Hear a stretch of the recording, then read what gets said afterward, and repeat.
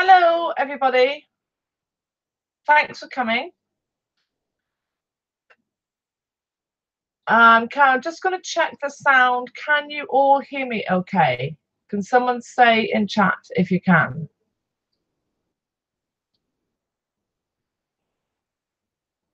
I'm assuming, Bob, that hello means you can hear me okay. Okay, great. Thank you.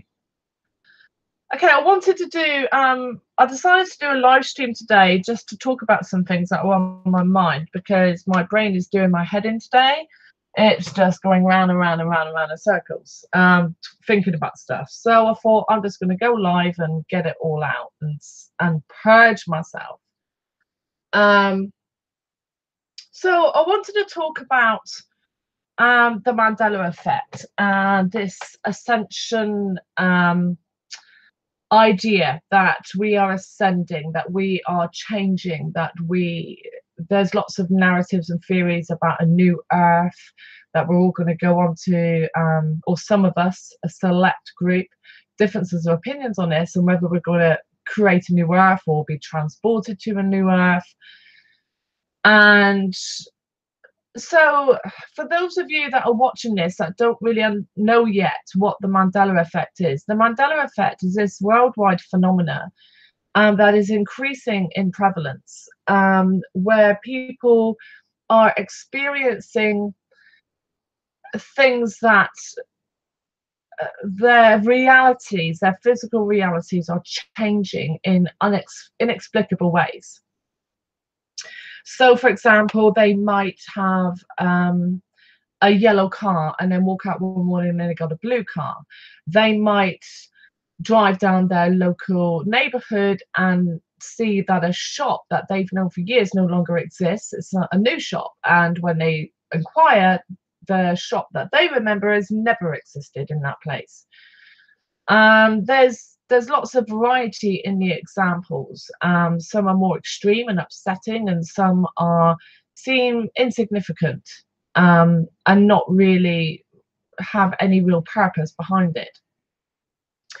And this, I heard about the Mandela Effect around September 2016, and I wasn't sure about it at first, but since I first heard about it, I've had experiences that lend me to believe that it is true, that there is validity in this. And being a kind of left-brained kind of personality, you know, I was the type of child that when given, for example, a radio, I'd want to unscrew the radio and find out how it worked. And that's just how my brain works. I want to find out how things work. And so this is really interesting for me. So I've been doing a lot of reading and research and listening to different theories about what could be going on. And the theory that I think holds the most credibility is that we exist in a reality where there is a basic layer that science calls the 0-point field. And the 0-point field is this basic layer of reality where it is thought that every possible variable, every possible potentiality. Hi, Champagne. Oh, I'll just say to people who are on chat, hi, Bob. Hi, Lenny. Hi, Michelle. Thank you for coming. And everyone else who hasn't mentioned their names in chat, thank you for coming. So the 0-point field is this layer, this sub-layer of reality where every potentiality exists already. That everything that could exist, the information encoding its existence is held within this layer called the 0-point field. And this 0-point field is made up of the same energy that makes up our consciousness and which makes up everything in our reality, our human bodies, this table, everything's made up of energy at its basic layer, which is consciousness. And what science is discovered And the theories that lead from that is that humans have this ability, and it may not just be humans, but humans have this ability where we have almost like a key to the library. If you equate the 0 point field to a library full of books, each book is a different version of reality. We have a library card, and we can go in and put the book we're currently holding back on the shelf and pick up another book and open it, and reality changes. But each book is a metaphor for the information for a new version of our reality. And this has been proven scientifically, that we have this ability to do this, that we have this ability, or at least some individuals have this ability to change reality around them. And that reality will then affect everybody's reality, both past, present, and future. Because in the layer of reality where the 0 point field exists, there is no time. It is not linear. It is what we call quantum.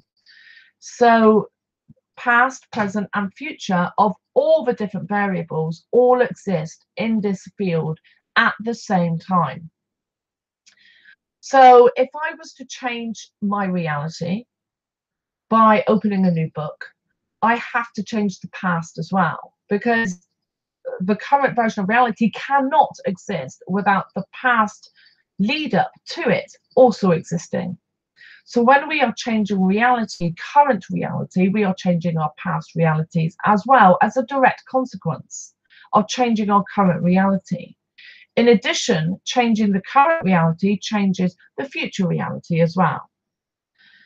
And what we're experiencing as a species at the moment is that it seems to be that there are an undefined number of different versions of reality in existence at the same time at the moment, because humans, for whatever reason, seem to be gaining a heightened ability that they can do this, and more humans are doing it. So your reality where you are may differ from mine. Therefore, your past differs from mine. Your future differs from mine. This is where the concept that, well, different timelines exist, where it stems from. There are different timelines, but that doesn't mean that every single possible timeline is manifested in our physical realm at this time. But the potential for them to be manifested is there within the 0 point field, and can be brought out from simple potentiality to actual reality by our thoughts and consciousness, our belief in the existence of those versions of reality. What is also interesting is, and this has again been proven scientifically, is that it is possible for these two different versions of realities to exist at the same time.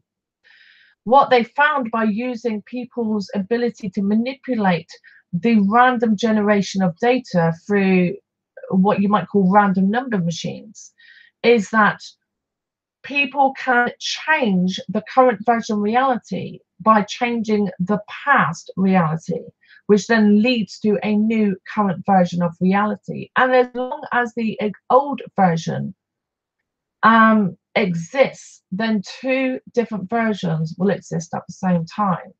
And it seems to be that how long both exist at the same time depends on people's belief in their existence at the same time. Science is only just beginning to broach this realm, to this phenomena. We're only just beginning to scratch the surface of understanding what is happening, and then the mechanism of action of this. We know it happens. It's proven it happens. It is happening. We don't yet fully understand how it's happening and what the implications are. There is another theory that relates to this called the morphogenic field. The morphogenic fields, and this is a theory proposed by a very eminent British biologist called Rupert Sheldrake. And this theory suggests that every item, every creature, and every item, so it's not just living creatures, it's everything of the same type, shares a morphogenic field of that type. For example, when a human female becomes pregnant, according to this theory, the cell knows to develop into a human being because it is programmed with the morphogenic field information of the mother and the father.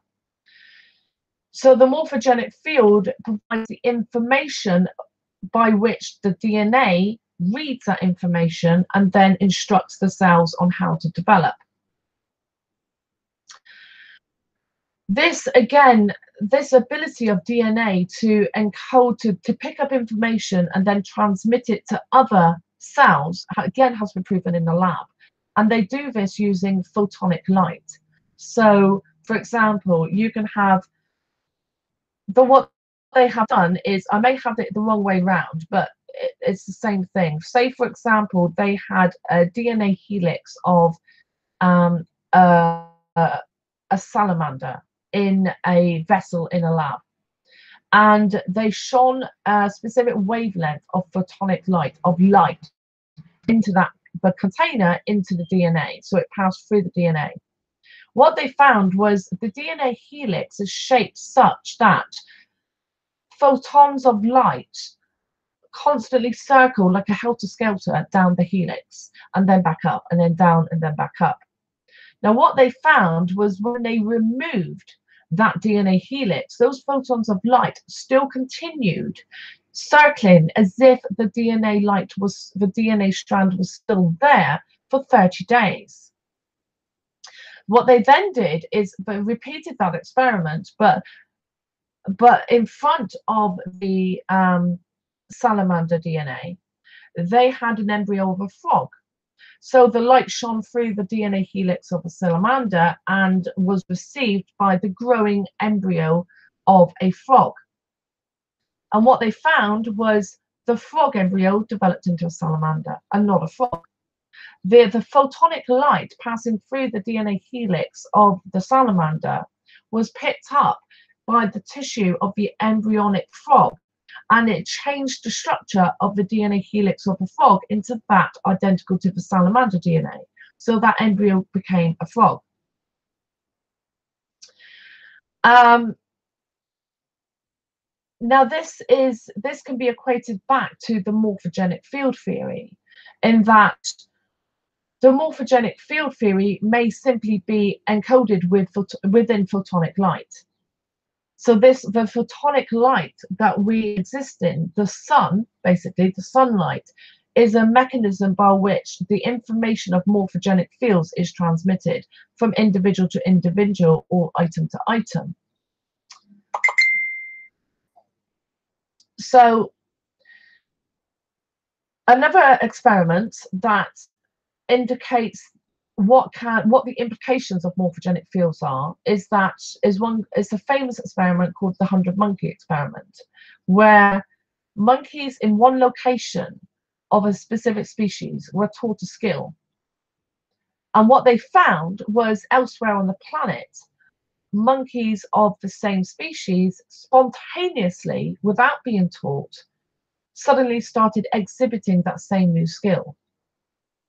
There was no normally understood mechanism by which that information got transferred from the test group of that species to other members of that species around the world. And this has been known for a while. I remember as a child reading about the phenomena of, in Britain, I don't know if this is the same in America, when I was a child, you get your milk delivered on your doorstep, and it was a glass bottle with a silver foil top to the bottle. And there was always a problem that birds would come down. I can't remember which type of bird it was, but they would peck through the silver top and start drinking the cream if you didn't get your milk in quick enough in the morning. And I remember reading about how this was a very strange thing, because it seemed that of this particular type of bird in the UK, the first instance of this happening was known and recorded in a certain location, but then spontaneously and very rapidly, all of a species of bird in the UK suddenly started doing the same thing, like almost overnight. There wasn't a clear progression, geographical spread of birds exhibiting this new skill. It was like the skill appeared in one location and then suddenly it was everywhere.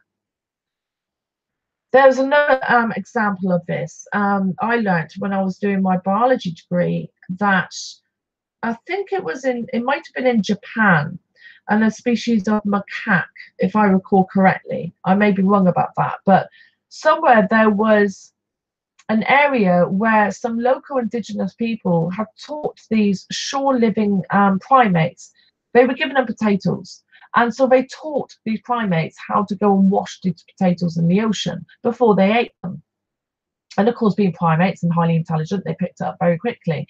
But what they then found was that same skill was then appearing in other members of the same species of primate in other locations, but being applied in a different way.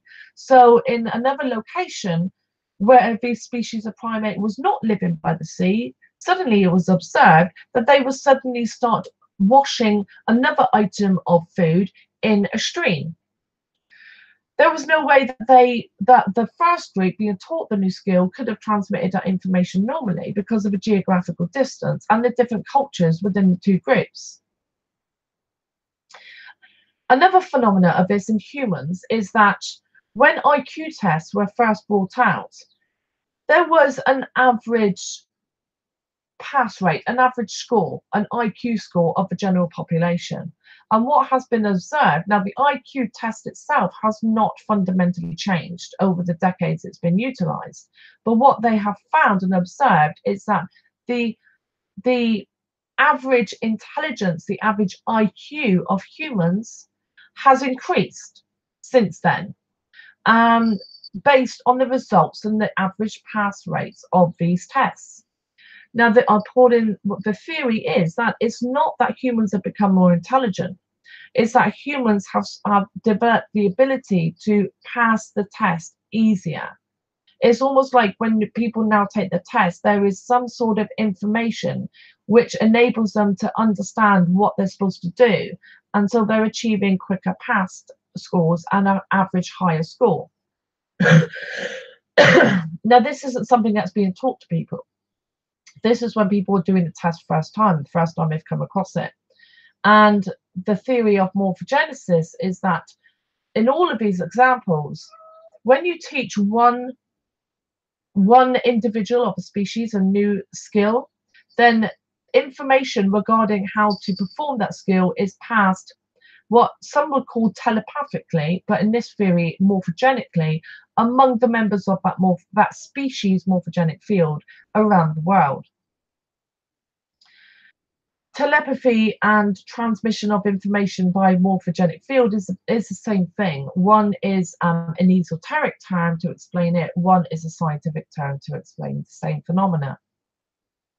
Now, morphogenic fields exist. There are many morphogenic fields. Each one of us belongs to a variety of morphogenic fields. There is a species morphogenic field, which is why we are shaped and exist as a human being. There is, within that species, there would be, and this is my interpretation of this as well, that there would be a lineage morphogenic field. So you would belong to a morphogenic field of your specific family lineage. You would belong to a morphogenic field of your current family as well. You would belong to a morphogenic field of your household, and that morphogenic field would include your pets, for example. You would have a morphogenic field of your group of friends. You would have a morphogenic field of your, for example, your co-workers. Anybody that you know, that you have come in contact with, you exist, that contact forms a new morphogenic field that you and that other person or persons belong to. One theory as well about this is that different morphogenic fields have different strengths, and these strengths seem to be based upon emotional attachment. Now, it doesn't seem to matter really what emotion that is, whether it's hate or love, but the strength of the emotion strengthens the morphogenic field between the individuals involved. So even though you would share a morphogenic field with all the members of your family, you would have within that much stronger morphogenic fields, for example, with those family members that you are in regular contact with and have a stronger emotional attachment with. This has been tested out in telepathic studies and it corresponds with the data. So, for example, people tend to get much higher reliable scores in predicting um, when somebody they are in regular contact with and have emotional attachment to is going to contact them, compared to their scores of predicting a stranger contacting them. Distance does not matter. It doesn't matter where you are in terms of distance, or it doesn't even matter the form of contact, whether it's by email or telephone. The phenomena is always the same, no matter what form of contact it is. So, in summary, we all exist as members of morphogenic fields. And these morphogenic fields can be also termed, and it would be accurate to say they are telepathic fields. You could also call them fields of consciousness. It's all for different labels for the same thing. Now, how does this apply to the Mandela effect? Well, the Mandela effect is an ability that people are spontaneously seem to be developing to change their reality around them. Now, whether this is a newly emerging ability or a resurgence of an existing ability is debatable, but either way, in terms of how it affects current humans, we could say it's a new ability. This ability started somewhere. Somebody first had this ability. Now, this ability is now spreading amongst the human species via morphogenesis. So it is spreading around the human species, in my opinion, via this morphogenic fields. I believe that this explains the pattern of spread and the mechanism of spread of the Mandela effect. It seems to have started, become very prevalent very quickly in America, for example, when of course all Americans will be a member of the American nation's morphogenic field.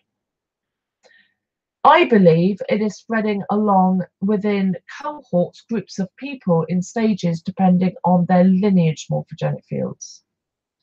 That is what I believe. I may be wrong in that, but either way, it is spreading morphogenically amongst the human population. And of course, the more people that are receiving this new skill, or you could say having this existing skill unlocked in them, the more chaotic it's becoming in the world, because we are now witnessing a whole variety of different versions of reality existing at the same time in the same planet. Now, what this actually means is that you can choose which version of reality you want to belong to. You have the choice. You can literally create your reality, or you can effectively sign up for a version of reality created by somebody else.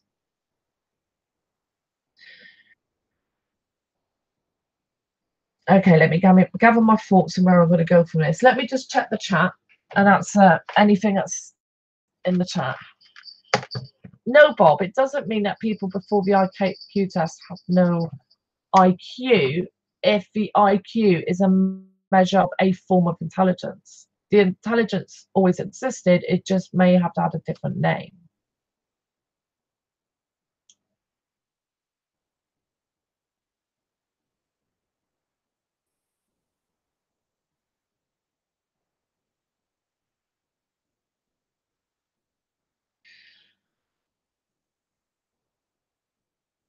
Yes, Lenny, television programming does have its effect on human reality because you're buying into a version of reality and then manifesting and creating it yourself, or your belief is supporting its existence.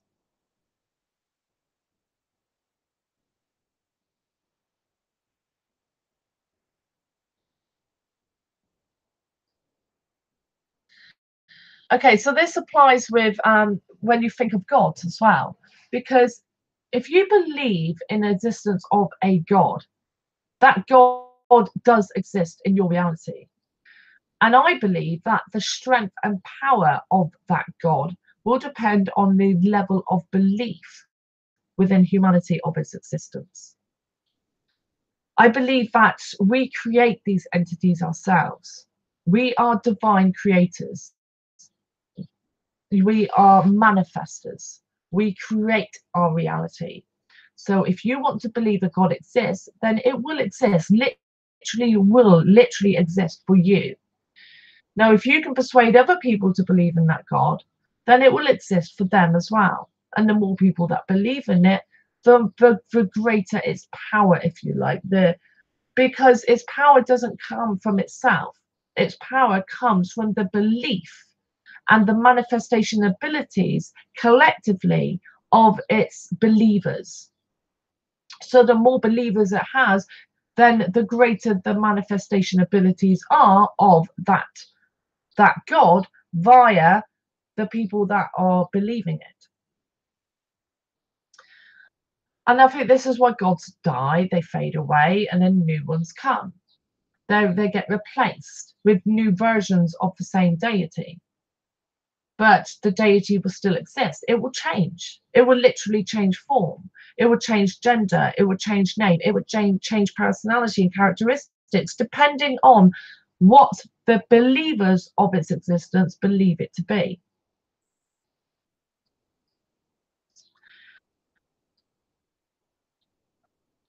Okay, so what is one of the ramifications of this?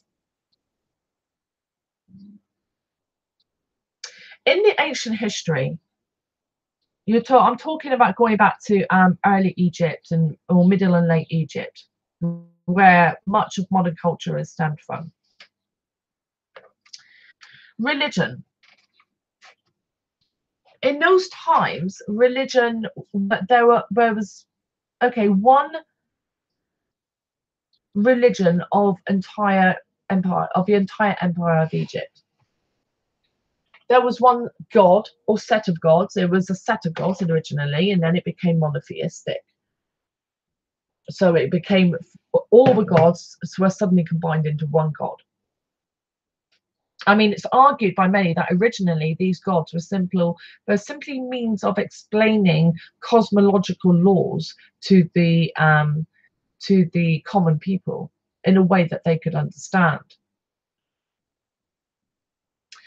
So, but there was one religion in Egypt.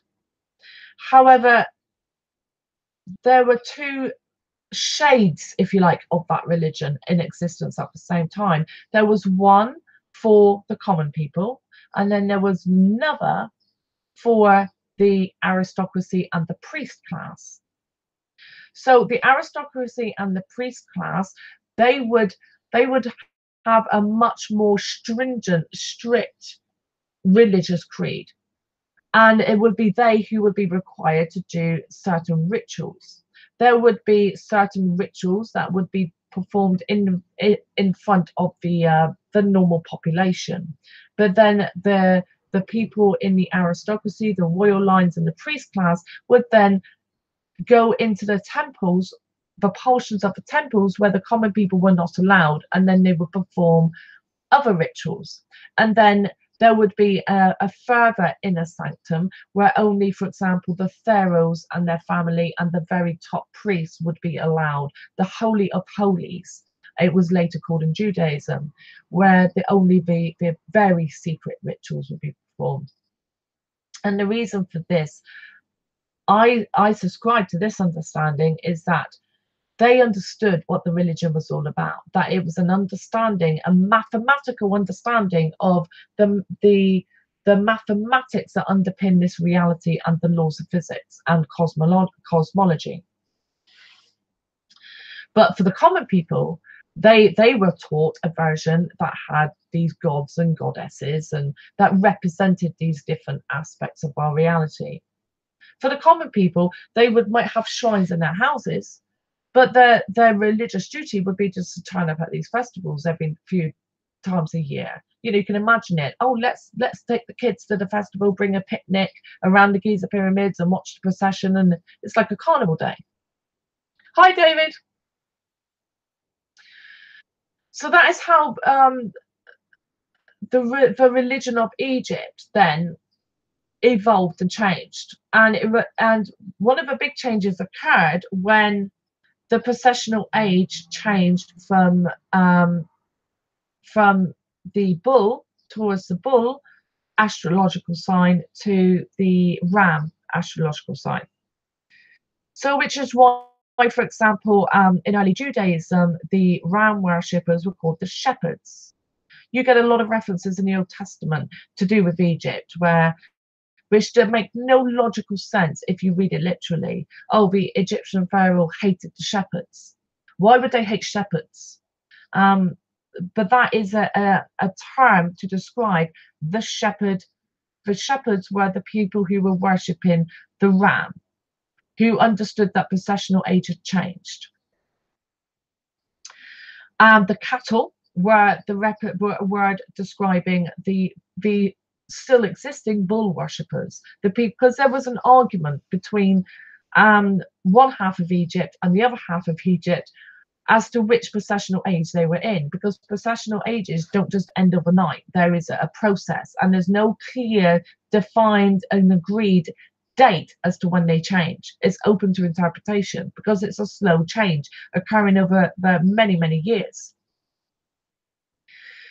So there was a split in Egypt between the north and south, where the North Egypt were still primarily worshipping the bull, and which they had worshipped for many thousands of years, whereas these new heretics in South Egypt say, no, no, no, you're wrong, we need to be worshipping the ram. And what ultimately happened was that there ended up being two pharaohs. There was a northern Egypt pharaoh and a southern Egypt pharaoh to represent the two different peoples. Unfortunately, one of the things that happened was the island of, it's now called Thera, I think, or it was called Thera, which is a volcanic island, exploded. And the volcano went off and it was massive. And this is what was recorded as the biblical plagues.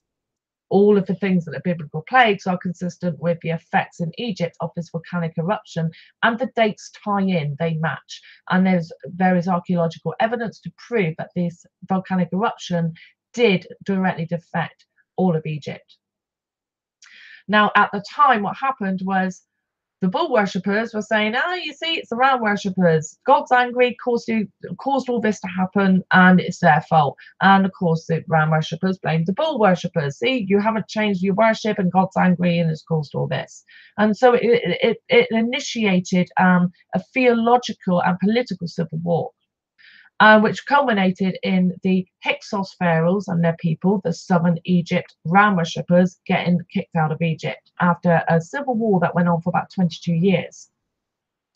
That was the first biblical exodus. And so since then, this one religion has changed names, it's changed brands, and it's changed itself. It's evolved over time into different religions. So from there, Judaism was created, which is a religion of the Hyksos pharaohs and their people from southern Egypt. When they went on their exodus and ended up in around Judea, then and sacked Jerusalem, murdered all the inhabitants, and took over the city, they distanced themselves theologically and historically from Egypt, because obviously there was a lot of enmity between the two peoples. So their religion became known as eventually as Judaism.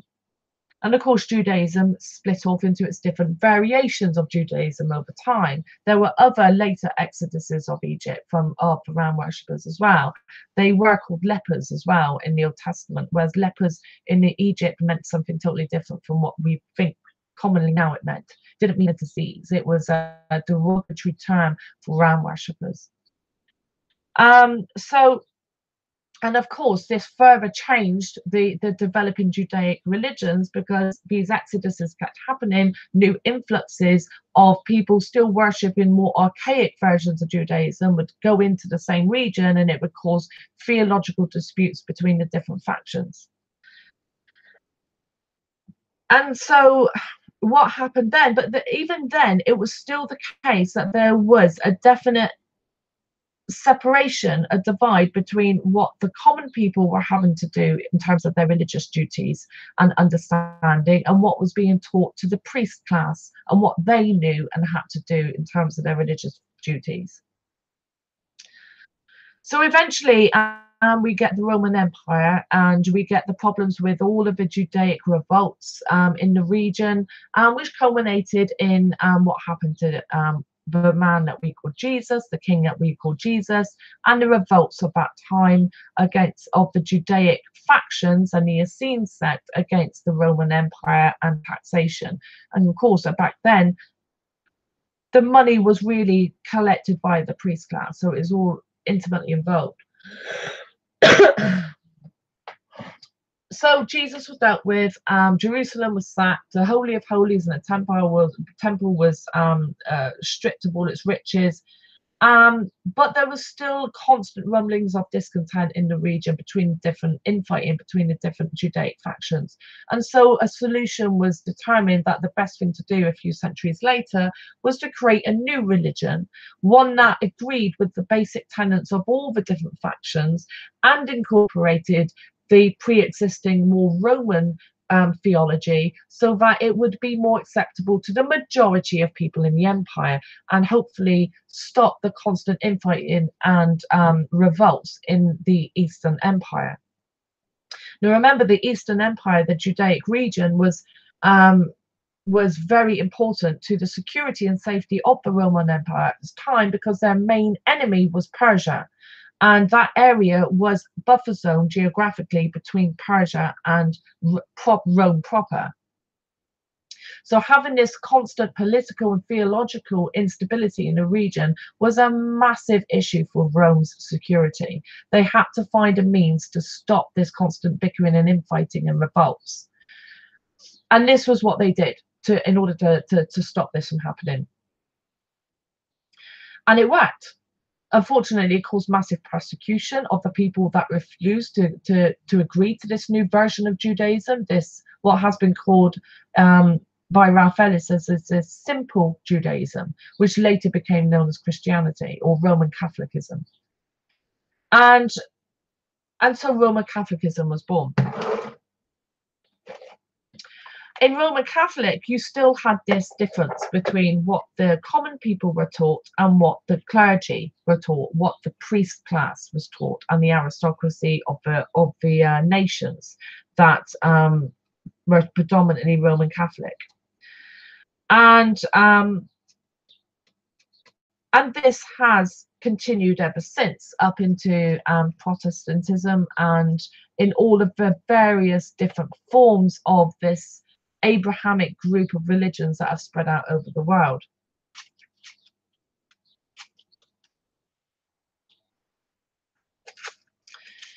So what I believe is the case, I think this Mandela effect and these ascension abilities, I don't really think they're anything new. I think it's most likely that these are abilities that humanity has always had. However, I think whenever in the past humanity has become more aware of these abilities and what people can do with them, it has caused chaos. And so what the rulers of the day, whether that's theological rulers or political rulers or both, have decided to do each time is to remove that awareness of this belief in these abilities from the common people, and restrict the awareness and belief of these abilities to a smaller group of people who are in charge of the common people, so the aristocracy and priestly class. And that is why there has always been a very big difference between the theological education and understanding between the the aristocracy and priest class and the common people. Because if the common people understand what they are able to do, it has always caused chaos and a lot of harm and destruction. So this brings us up. Let's fast forward a bit up until like the Middle Ages, like the 1700s, 1600s, in Europe and in America as well, later in America.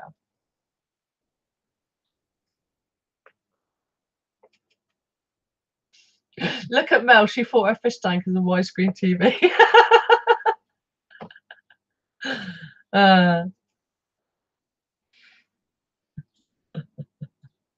Okay. So okay, so let's turn to Europe in the Middle Ages.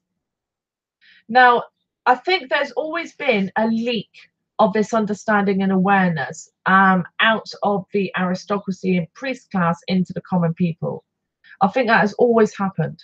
And I think there's always been seeds of knowledge of these abilities that humans have within the common people as a result. And I think many people would understand that as being witchcraft, as being paganism, as being the Druids, as being the gnosis, the hermetic traditions. Some people would call it Satanism, Luciferianism, and the like. Now, can you imagine if you're living in, say, the 1700s? You're not somebody who has been taught about these abilities. You are not part of the aristocracy. You're not part of the priest class. You have not been raised in a family that have carried on a tradition of teaching their children an understanding of these abilities. You're just say you're just a normal farmer with a farm, raising their family. You probably can't read or write. You're not wealthy. You're just trying to survive and have as best standard of living as you can with your kids and your wife or your husband or whatever. Now, what you do know is that witchcraft exists.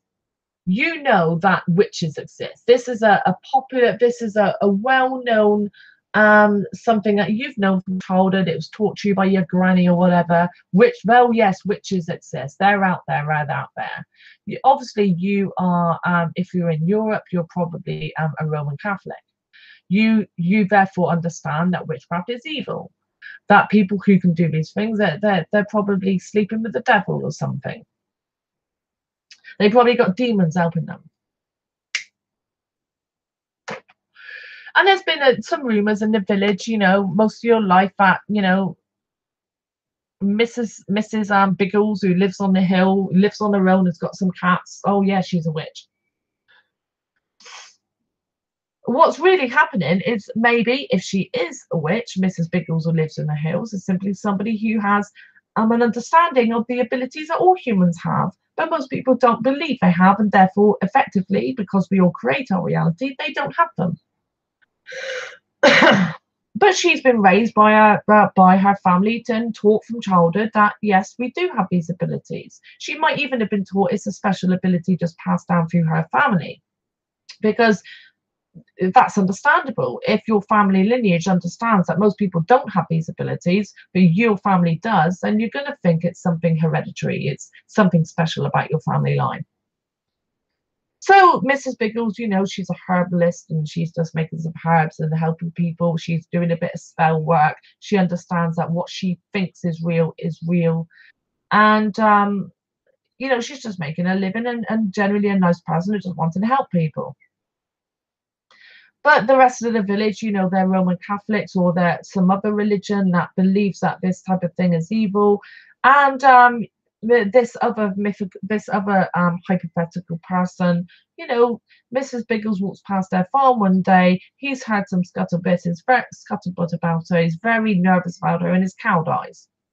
Unexplained causes. He just comes out one morning and his prize cow is lying dead as a doornail in his street, in his field. So he may not automatically blame her, but he may talk to his other neighbour and they may think, oh well, didn't she walk past your place the other day? So you can see where this is going. It becomes a witch trial. Thanks, Michelle. So suddenly the whole village is up in arms about Mrs. Biggles, who lives on the hill, because so and so over there, their lamb died as well. Somebody over there, she walked past their house, and 2 days later, their child got a cold and then died or whatever. So you can see how this is going to grow. Suddenly, you've got this paranoia, this fear in this community that Mrs. Biggles, poor old Mrs. Biggles, who lives on the hill, is an evil witch who's sleeping with the devil, and she may even be a very nice person, but she's got demons living with her now who are going out and doing the devil's work. How do you deal with this in that time? What do you do? Well, you go to the religious order, the religious institutions, and you say, we need you to sort this problem out. And of course, they also believe that she's sleeping with the devil or whatever, and she's evil. And of course, poor Mrs. Biggles ends up being burnt at the stake or some such. And of course, this is what in this era, as we all know, this was prevalent. This fear, this paranoia, this understanding that some people had these abilities that normal people didn't have, and they were invisible. You couldn't protect yourself from them. They would carry around and they would destroy your children, or you don't upset these people. And of course, in that day and age, the clergy or the religious people, the religious orders, were the people who were there to protect the common people from these things. That's who you went to. Even kings and queens and aristocracy were as much a victim as everybody else in this paranoid fear that witches and wizards, or whatever term they used for these people, existed, and they were causing great harm even to them. This was widespread through humanity at the time, and it always has been, in my opinion. It's just been given different names in different ages, and it's been dealt with in different ways. You know, if you go back, then you could call the Persian Magi. They were in that era the witches and wizards. The Druids were in another era the witches and wizards. So the witches and wizards have always existed, and people who simply understand the capabilities, or have a greater understanding of the human capabilities of manifestation, and therefore, because they believe it's true, they're able to use it. You know, you could legitimately, in my opinion, accuse the priest class of whatever flavour as being witches and wizards, because they are another group within a human society. At the upper levels, at least, you had a clear understanding of our manifestation abilities, and were using it for their own gains. And maybe for the betterment of humanity. Maybe they genuinely believed that it was better, and that maybe they were right, that humanity didn't have an awareness of this, because it would cause absolute chaos. So that is what caused the witch trials that spread throughout medieval Europe, Britain, UK, and affected America as well. So what happened after that? Well, after that happened secularization. We had this push, and this push came from the secret societies like the Freemasons and whatever they may have been called at the time, to chip away at the common people's belief in the religious dogma of the day. Now, they all had their different reasons for doing this, but the upshot of it was secularization, a separation between church and state, and a slow deterioration in the people's strength of belief in these religious dogmas in various nations over the years. Now, in my opinion, that was probably a good thing, because suddenly people were being educated by the state and taught that witchcraft was a load of rubbish. It didn't exist. So translation, manifestation abilities don't exist. Humans can't manifest things. They can't create things. They can't change reality. Reality is static. It is unchangeable. There are laws of physics and reality, laws that cannot be changed. The speed of light is constant, it doesn't vary. Gravity is constant, it doesn't vary. Mathematical laws are unchangeable. And of course, as long as the majority of people believe that's true, then it is true. That is true. Reality cannot be changed. If you genuinely believe you cannot change reality, you can't change it. If you believe the speed of light is constant and cannot vary, you're right. In your reality, it's constant and cannot vary. If you genuinely believe that ghosts and spirits and gods do not exist, you're right, they don't exist for you. If you believe the opposite, then your reality is the opposite. And so now let's fast forward to the internet age. Now, we all know that there has always been pockets of humanity who have continued to resist secularization, who have always continued to propagate and teach this gnosis, this knowledge, in under different labels, in different flavors, that humans have this manifestation ability. And now we have the internet and the World Wide Web. So, of course, the awareness that we have this ability is going to spread like wildfire through the World Wide Web, because people feel disempowered. They feel like they are always in fear, and that is the fault of our nation states and media propagating this fear, constant low-level chronic fear state in their populations. Because obviously when people are scared, they need protection, and who's there to protect them? Oh yes, the people in power. So people are constantly on this low level of fear and anxiety, and suddenly they go online and they find out, oh my God, I've got all these powers. I can manifest and create my reality. I can make it whatever I want. It's liberating. It's exciting. It's amazing because it's real. Because if you believe it's real, you can do it. And we are doing it.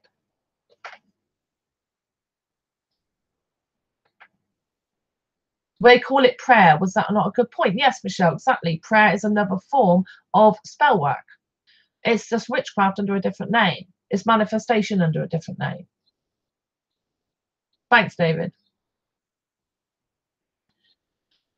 Okay, so we're now in current time frame, and suddenly we have an ever increasing number of people on the planet in the Western world who suddenly are rediscovering their abilities, their latent, constantly existing abilities that for most of their life they didn't believe existed.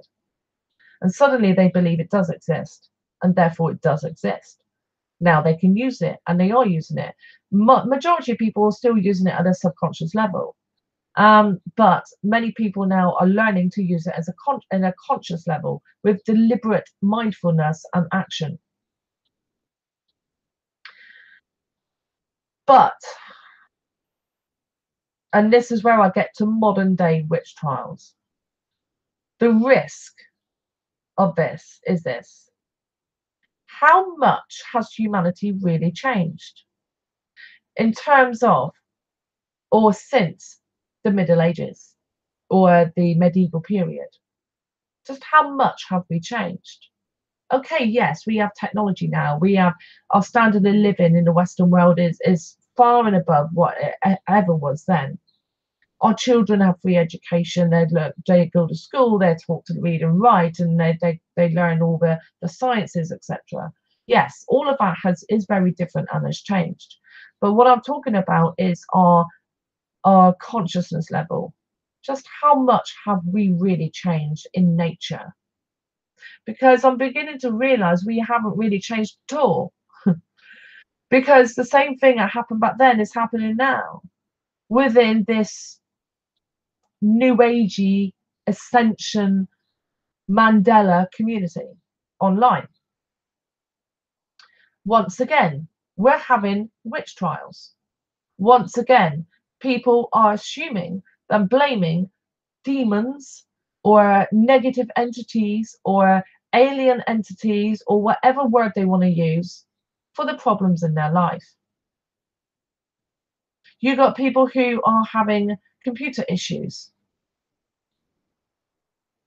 There can't be a logical reason for their computer issues in these people, because these people exist in a permanent level and state of paranoia and fear.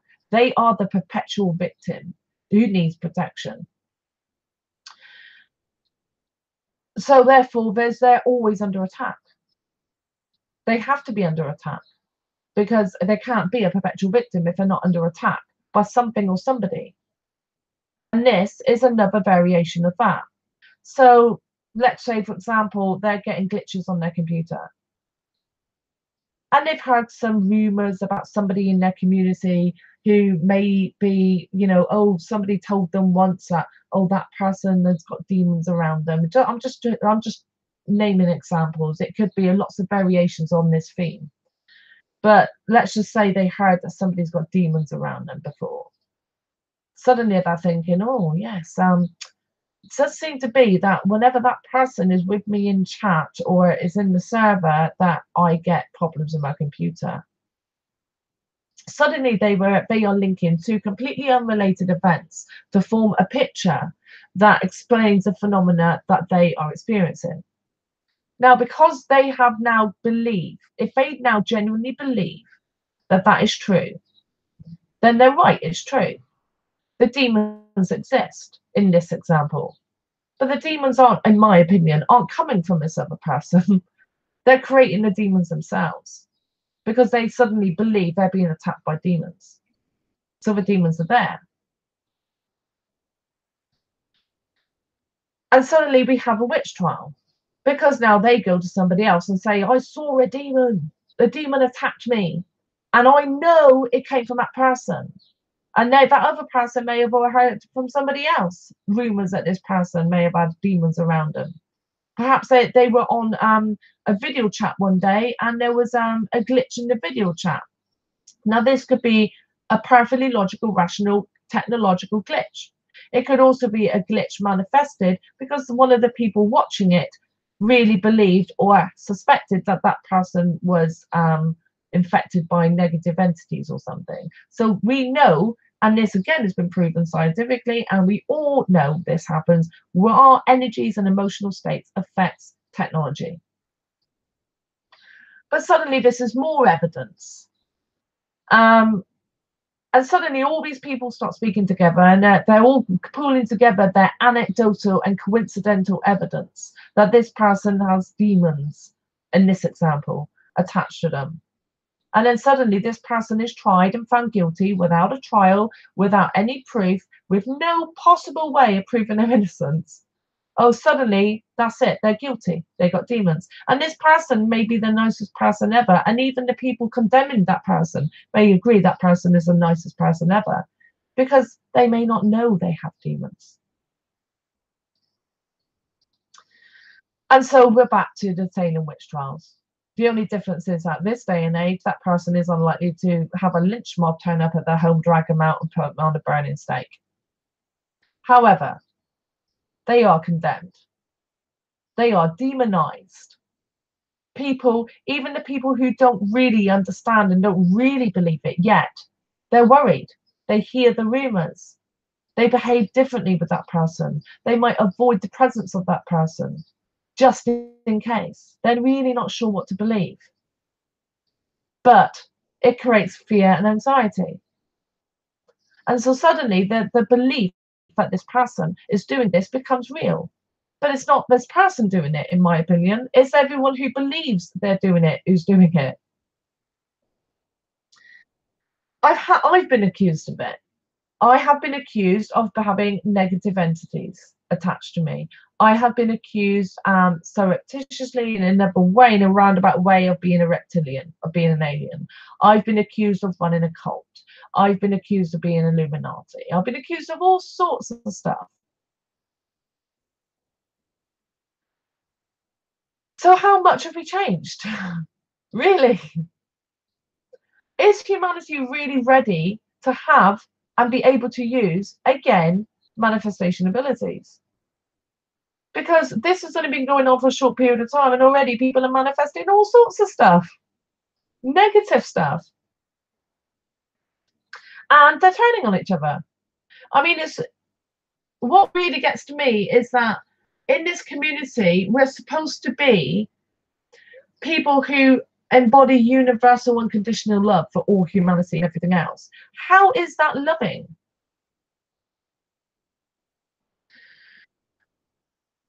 We're just paying lip service to what we're told in the new agey kind of community, what we should be feeling, but we're not really feeling it because we're not behaving as if we're feeling it, because we're accusing people of stuff without the proof, and then accusing people of things that they have no reasonable way of proving their innocence.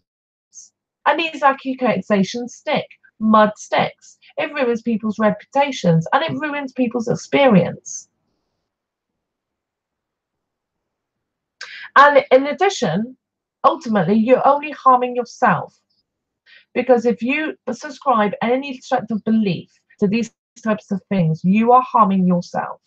Because you are going to create that as being real for you.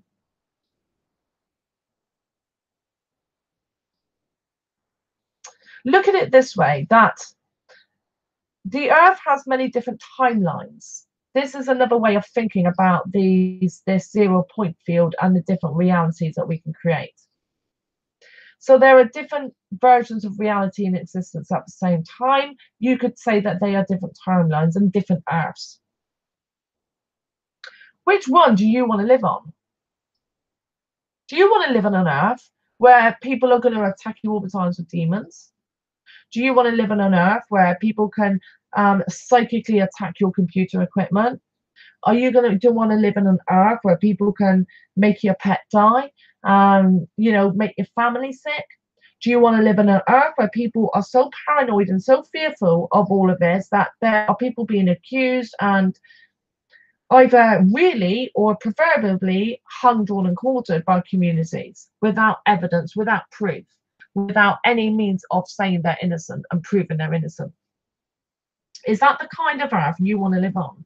Because if it is, then great, that's your Earth. You have every right to create it. You have every right to live on it. But what I want to let people know is they have a choice.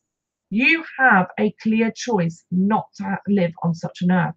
You have the option of living on an Earth where it really is based on unconditional universal love. Where in that Earth, that is not real. Because you know it's not real. You refuse to believe it's real because you know that if you do believe in it's real, you're going to create it. You're going to live on an Earth where collectively the inhabitants are creating an Earth where everyone loves each other equally, where people aren't bad, where people aren't going to be creating demons and spells to harm others, where people are they can create and manifest anything they want, but they all choose only to manifest a world with items within it that is good for humanity. Because that's the Earth I want to live on. And that's the Earth, the only type of Earth that I am going to manifest, that I am going to subscribe to. I'm not going to subscribe to these other types of Earths and these other types of realities. You can, that's your choice. But I'm not going to. Thanks, David. Yes, Tara. Mel's rambled from her granny chair, and this was actually the chair of my grandmother. After she died, she'd only just had it, and I got the opportunity to have this chair, and it was a very expensive chair, and she'd hardly used it, and I love it. It is very comfortable. So yes, it literally is my granny's chair. So thank you. You must be psychic. So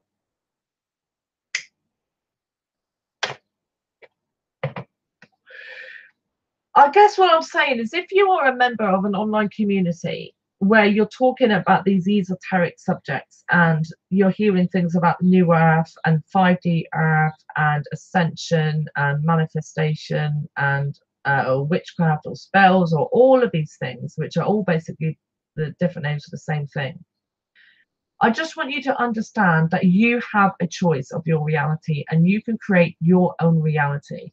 You can sign up for a collective reality believed by a group of people.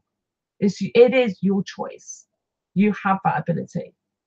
So you don't, if you start hearing such things about demons and psychic attacks and things like that.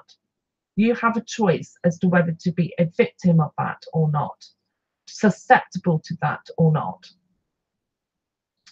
The best form of protection is simply to refuse to believe that somebody can do it, and then they can't do it. Literally, they can't do it. But that means turning off awareness of our manifestation abilities, which humanity in the Western world has been doing now for a couple of 100 years or more. Or you can continue to believe it's possible, but believe that you are safe from it, that in your reality you're safe from it, or that you could even say that, believe that you have a magic crystal which is going to protect your home. If you believe that magic crystal is going to protect your home, it will protect your home. But be warned, if you even have the seed of doubt, then that is a chink in your armor. Then that is a way in. That is a fissure that people can work on and change that belief and chip away at the strength and conviction of it. And that then means you're vulnerable. It is all about belief. So today, basically, I was thinking, I'm not sure which is best for humanity. I'm really not sure whether humanity is ready to be responsible with these abilities. The evidence I am seeing tells me they're not. Well, many are not. I'm not sure if it would be best to go back to take the which one is it? Is it the red pill to go back to sleep? Perhaps it would be best for everybody to go back to sleep, to forget we had these abilities. Reality would certainly be a lot less chaotic. It would be potentially a lot safer for many people. Not all people, obviously. But it would certainly be less exciting. And it would disempower the average person. Once again, it would place all of these abilities and the knowledge of them and the power to use them in the elites and not the average people.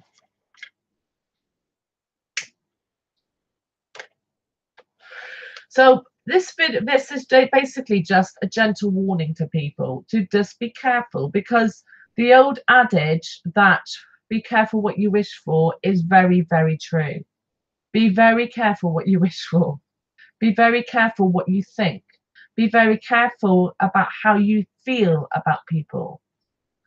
Because feeling hateful thoughts about somebody, about revenge against somebody, about wanting to hurt somebody, can actually be true, in terms of you can literally harm somebody. Because if subconsciously or consciously you believe it's true, and if consciously or subconsciously the recipient believes it's possible, you can actually harm them. You can negatively affect their life.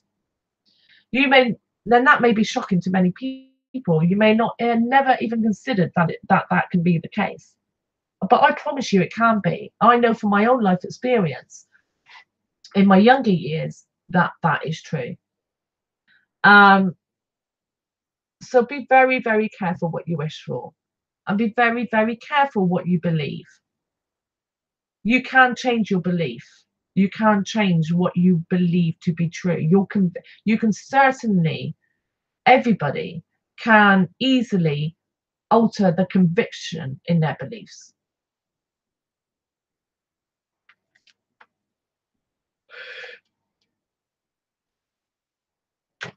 Any questions?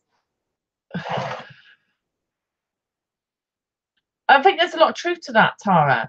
Tara said, sorry, Dahlia Shines said, we're probably going backwards in time, not forwards, and our past is our future. Yes, I think this is why our history seems to go in cycles, because I think every now and again in history, people start to wake up. They realize what they can do, and it goes tits up. it turns to chaos. Sorry, YouTube, if that's a swear word. It's just a colloquialism here. It becomes, we end up basically doing another version of a witch trials, and then people go back to sleep because it's too horrific, and then we forget, and then later on we wake up again, And it happens again and again and again. The difference now is a lot of people are believing that we are different today, that our heart chakras are opening, that we are feeling this universal love, or that aliens are helping us, or gods are helping us, or whatever is helping us and changing our anatomy and making us more loving, and we're going to create a beautiful earth and have the, what is it, the 1,000 years of Jesus or something.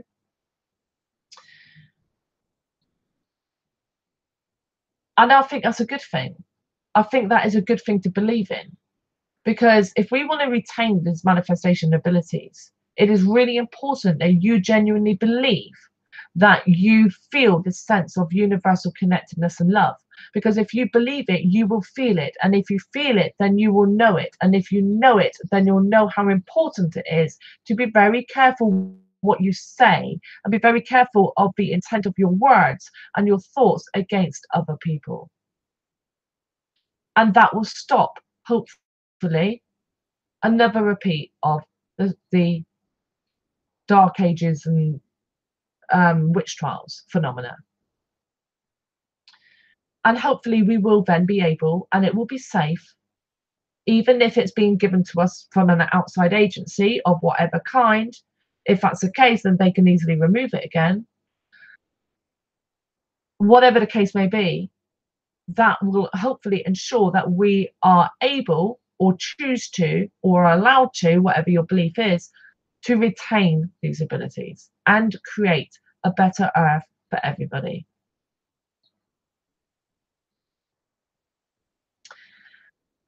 Okay, David.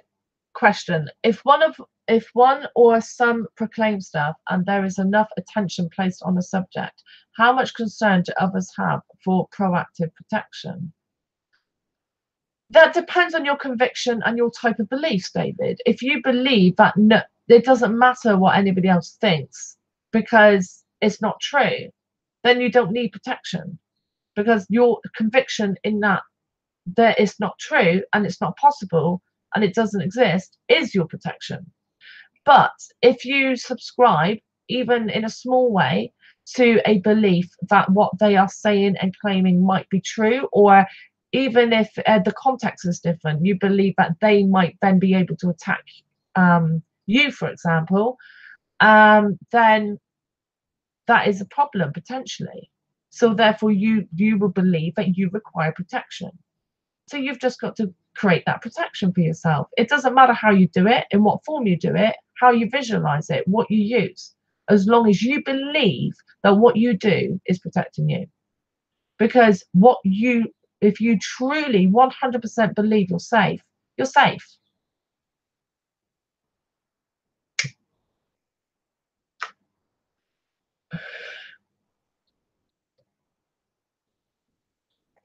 Yeah, I'm wondering, they may manifest and others may be defensive from it. Yeah, but it's all about your belief and your conviction. Absolutely. I mean, we know this in this community. We have direct evidence that our thoughts affect reality. We know that. We know we manifest. We know we can affect both our own physical reality and other people's as well. But that also extends into the energetic reality. We can and do affect that as well, because it's all part of the same reality. Just because we can't see it doesn't mean it's not there. And in fact, science has proven it's there. We know it's there. So that is part of our reality and can be affected as well. Well, Bob, if you believe you can fly, then you can fly. But just make sure someone videotapes it, please.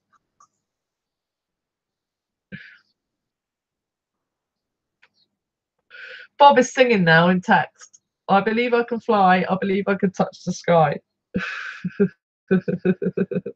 In fact, I mean, there's videos of people flying apparently. So, who knows? Maybe that is true and there are people flying about. Maybe part of this culture of these people with superhero powers is going to manifest with people with superhero powers. Because if they believe that they're special enough to have it, then they're going to manifest it and they can do it. especially if other people, if they convince other people to believe it, so they're co-opting the other person's manifestation abilities, adding it to their own, and then creating it. So who knows what the future is going to hold for humanity? But I really, really hope that humanity understands and wakes up enough to be responsible with these abilities. And I think I do believe in aliens. I do believe in aliens, therefore I have experience of contact with aliens of various forms. I believe they exist. I believe they're visited. And I think that is why there is this explosion in the Western world of contact with aliens. Because as more and more people believe they exist, more and more cumulative manifestation ability is coming into play to make sure they do exist. We create them. And of course, as they exist, aliens, according to most people's beliefs, have what we would call superhuman powers. Therefore, they do have superhuman powers.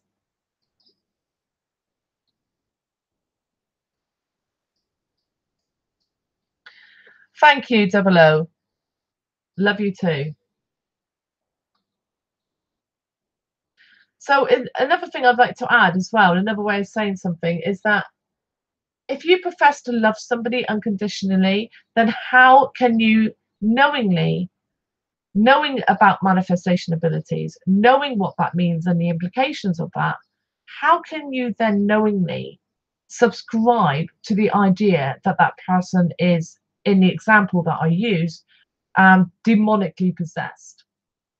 Because you are deliberately and knowingly, with mindfulness and awareness of your ability to manifest, making them demonically possessed, potentially, depending on their conviction and belief in demonic possession.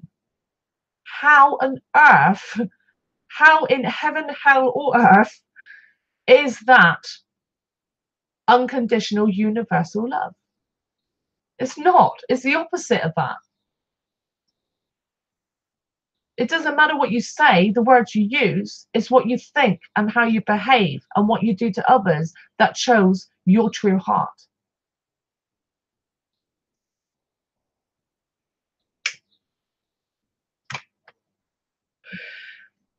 A side note I'd like to talk about actually on this, I was thinking this earlier, is about the concept of heaven and hell, which is like so prevalent in so many different versions of religions, and especially in the Abrahamic religions that I'm more knowledgeable about.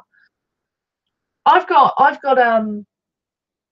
a relative who is what I would describe as being a fundamentalist Christian. So Church of England, Protestant, and they literally believe that every single word of the Old Testament and New Testament is literally true as it is written. So, for example, they literally believe that Adam and Eve were kicked out of the Garden in Eden, as described in the Old Testament, and then they went and slept with animals, and the resulting progeny was the human race. I remember questioning them once because I was really curious. I've not been raised in a religious culture or under religious dogma, so I didn't really know much at all about religion. And in fact, my knowledge is still scanty, but I know more now than I did then. Questioning them about their beliefs. But I was just curious. So we got to the concept of heaven and hell. So this person is married, has children, and as I said, is a relative of mine. So it's a female. So I was asking her, okay, so you believe that if you believe that the Bible is literally word for word accurate as it is written in our language and current versions, that you're going to go to hell when you die, no matter what? The answer is yes. I mean, sorry, go to heaven no matter what. The answer is yes. Okay. So what about your husband? Because your husband doesn't believe as you do. Your husband is still a Christian, but he believes that after I questioned him, that the Bible isn't necessarily literally true word for word, that a lot of it is metaphor or allegorical tales. How is it he's going to go to heaven then? And she said, well, that's because he's my spouse. It doesn't matter what your spouse believes. They will go to heaven just because you believe. Right, okay, so they get a free pass, basically, to heaven. Okay. What about your children? Well, in this case, from my answer I got, that's different. Your children aren't given free passes. It's up to you to educate them, to bring them up in that dogma so that you ensure they get a ticket to heaven. Right, okay. So what about your extended family, your relatives, the people that you love and care about, you know, that aren't your spouse? What if they don't believe? Well, like your children, if they don't believe, apparently they're going to hell. Okay, right. So my question then was, so how is that heaven? How can that possibly be heaven? Because if I was going to go to heaven, but knowing that people that I love are going to be perpetually and eternally burnt alive and tortured in awful, horrific ways for eternity, how on earth is that heaven? Because suddenly heaven becomes hell, just a different version of hell. And this is what I don't understand. How can that be heaven? Unless you believe that every person you love is going to be in heaven with you no matter what, it's not heaven. But even then, it's not heaven because the people that you love may love people that you don't love. So, how can it be heaven for everybody if it's heaven for you but hell for them? So, therefore, that would mean in order for it to be heaven for you and for all of your loved ones, all of their loved ones have to be there as well, no matter what. But then all of their loved ones have to be there no matter what. So pretty soon what it means is that the entire human race, no matter what they did, no matter who they are, no matter what they're guilty of, is going to heaven in order for it to be heaven. But then that doesn't work either, does it? Because I love my cats. My cat's a murderer. My cat's killed birds and mice. So I want my cats there. I want the animals there. I love the earth. I love animal kingdom. It's not heaven for me if they're not there. So I want them there. So pretty soon, heaven is the only thing that exists and hell can't exist. Because otherwise, if hell exists, effectively, heaven can't exist because heaven becomes hell. So it doesn't make any logical sense to me that there could be this concept of heaven and hell because I don't see how it is possible when love exists for either to exist, because either they're both hell or only heaven exists. That's the only logical explanation. And therefore the whole dichotomy of heaven and hell, this constant perpetual fear that people live in, that what's going to happen to me after I die, is a groundless fear. You don't have to worry about it because heaven can't exist unless everybody and everything that is loved by humanity or anything else ends up in heaven. So therefore hell can't exist. It's a lie, in my opinion. It is a blatant lie. It is a dogma that was perpetuated and created for the pure necessity of keeping the ever-growing and unruly masses in fear. Because fear creates the ability to manipulate and control. And it's exactly that same fear that is prevalent in the New Agey ascension kind of community, Mandela Effect community, and is being used again, just not this time by a labelled class of people. It's not like this time in that scenario being used by the clergy or the priest class or the kings and queens or the pharaohs or whatever, or the reptilians or the aliens or whatever you want to believe. No, it's now being used by other people like yourself. They're using your fear to manipulate and control you.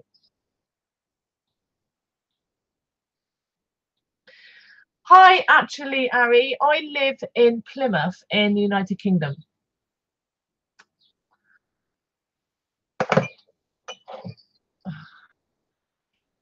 Yeah, exactly, Dahlia. This realm itself is heaven and hell, duality. Both exist at the same time because we're creating them. So we have a choice to create heaven, universal heaven here, or universal hell here. Or we have a choice which one we're going to live in. That's up to us. Where are all my fish? They're in there. Oh, if you're talking about my angelfish, Kush pat shells, They died, unfortunately. I don't know why. I bought them both at the same time. They were brothers from the same batch, and they both died at the same time. And I have suspicions about my catfish being guilty. But one thing that occurred to me today, because I don't have a lid on the tank, I'm getting currently it's summer, so I'm getting a lot of wasps getting into the water and drowning. And I was wondering today, what if they got stung by a wasp?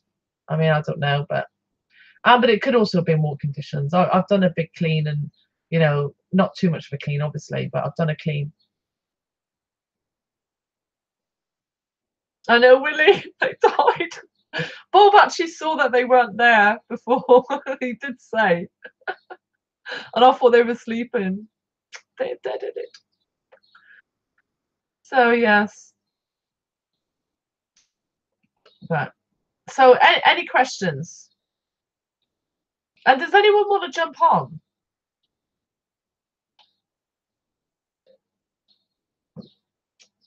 Thanks, David.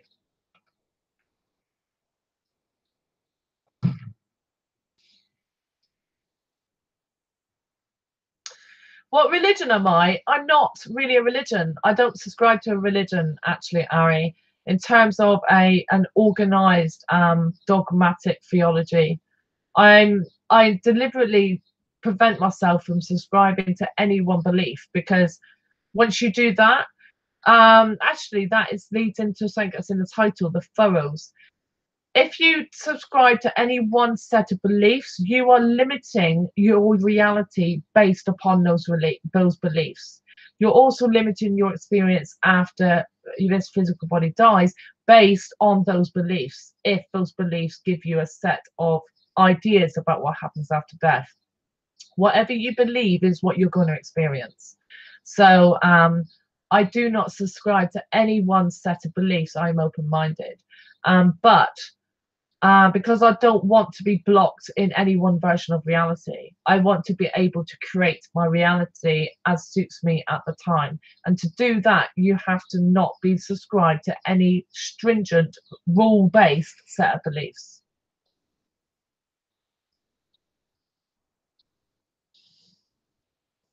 No, I didn't eat the fish, Dahlia.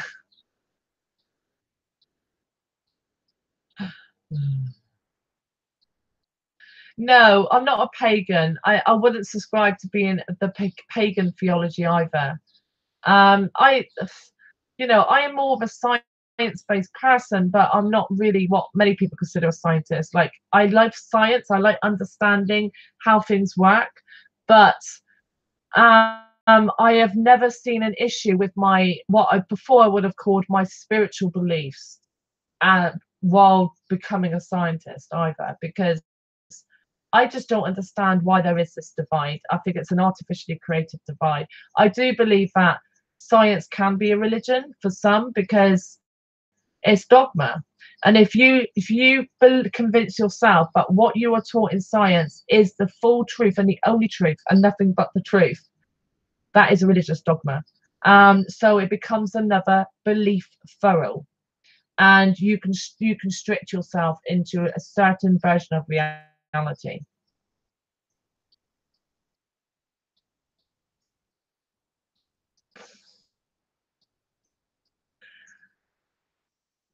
But no, not really. But it depends on what you mean by spiritual.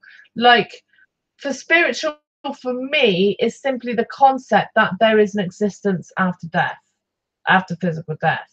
For me, there are many different ideas about what happens after death.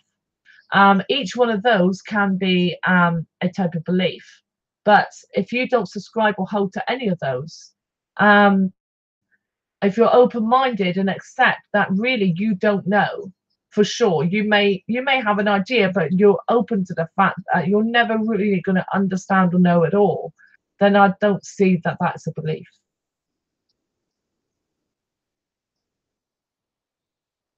Yeah, Willie, if you don't believe that there's life after death, then yes, that is a belief. Yeah. Okay, yeah, I see what you mean. So yeah, okay, you're right, I changed my mind. Yes, if you believe in a life after death, then yeah, it's a belief. Yes, you're right.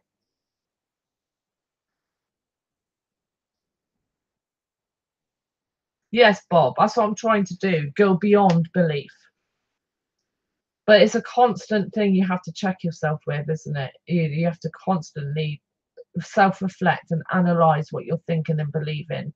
And, we all, I think, make it's a constant battle to do that. It's an up and down battle or back and forth battle.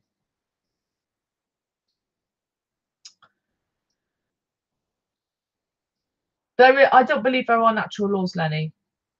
I'm sorry, I don't. I think if you believe in that, if the humanity as a whole believes, or the majority believes that something is a law, then you're right, it's a law. It's a constant and unchangeable. But as soon as humanity doesn't believe that, or believes in another version of the same law, then that comes into existence as well. So therefore, I think that is proof that there is no natural law. I subscribe to what Rupert Sheldrake says, that there are natural habits, but they're not laws. They are malleable and they are changeable.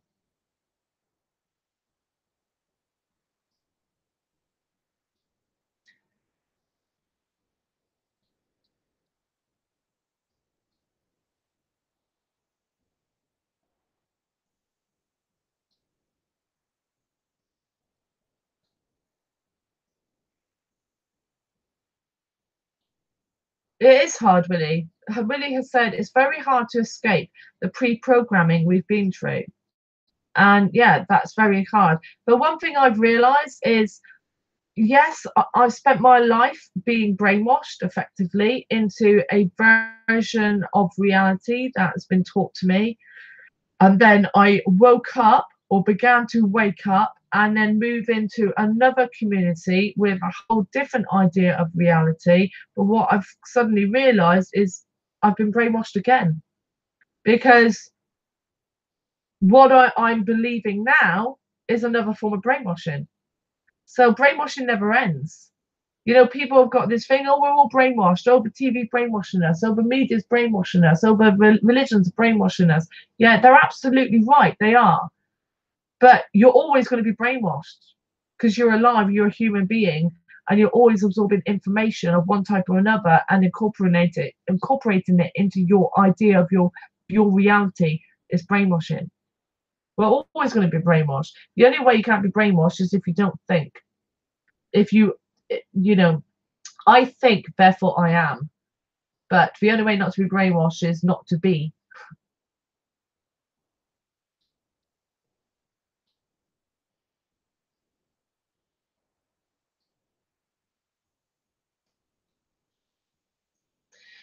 I think a lot of people are very good at brainwashing, actually, Ari, actually. Not just I don't think it's just a skill as that's been perfected by Christians.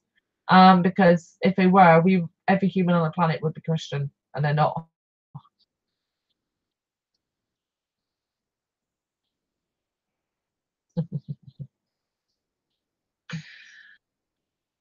Okay. Any more questions before I end the live stream? Because it's 25 to 7, and I have an appointment soon.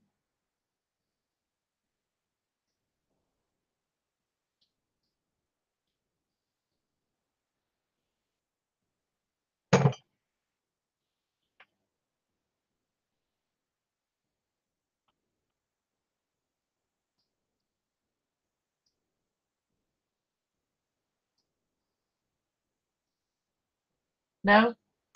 Okay, brilliant. Okay, well, I hope this is going to be helpful to some people. I hope this is going to clarify some things to some people. And I really hope that this might help alleviate a lot of the fear, anxiety, and paranoia that is prevalent everywhere, including this community in some people. There is an invite to our Discord chat server, the Flame, in the description to this video. And please check out my other channel, Amber's Place. I will put a link in the description at some point for it. It's got horoscope tarots on it, and I'm going to be putting meditations on it. And of course, if you enjoyed this and you learned from it and you value it, even if it's just to help support me, please like and please share and please subscribe. And don't forget the notification bell if you have notifications switched on. Which I don't actually, because it's really annoying, because most of the YouTube channels I'm subscribed to are American. So when I'm trying to sleep, my phone's going ding, ding, ding, ding, ding. So yeah, that's really annoying. So I completely understand if you don't switch on the notifications. Okay. All right. Thanks for coming, everybody. I'll see you in Discord in a sec. Let me go to Hangouts and end it. There we go. Bye.